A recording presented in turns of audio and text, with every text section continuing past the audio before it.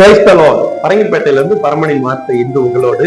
சங்கீதம் 119:18 சொல்லுகிறது, உமது வேதத்தில் உள்ள அதிசயங்களை நான் பார்க்கும்படிக்கு என் கண்களை திறந்தருளும். இது எல்லாமே வேதத்துல இருக்கிற எல்லாம் அதிசயமானது. இந்த வேதத்தை படிக்க ஆவலா இருக்கிறீங்களா?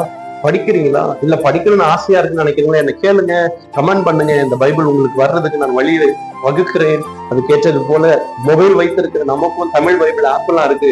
இதை படிச்சுதான் பாருங்களேன். இது ஒரு மிகப்பெரிய பூந்தோட்டத்துல இருக்கிற தேன் கூடு போன்றது. தொடுகிற இடமெல்லாம் நிச்சயம் நமக்கு சுவை மிகுந்ததாய் மாறும். இந்த வார்த்தை ஜீவனுள்ள வார்த்தை. முழு உலகத்துல அதிகமாய் விற்பனையான முதல் புத்தகம் இந்த வேதாகமம். இந்தியாவிலே முதல் அச்சிடப்பட்டது இந்த பரிசுத்த வேதாகமம். கோடிக்கணக்கான ஜனங்கள் தினந்தோறும் படிக்கிற புத்தகம். இந்தியாவிலே தமிழகத்துல பெருந்தலைவர்கள் எல்லாம் தொடர்ந்து படித்த புத்தகம். நீங்களும் படிச்சு பாருங்க, உங்களுக்கு அது ஆசீர்வாதமா இருக்கும்.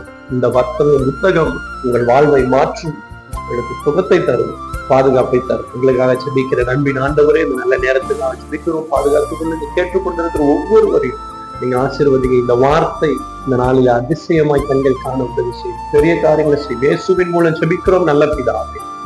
ஆமென். God bless you.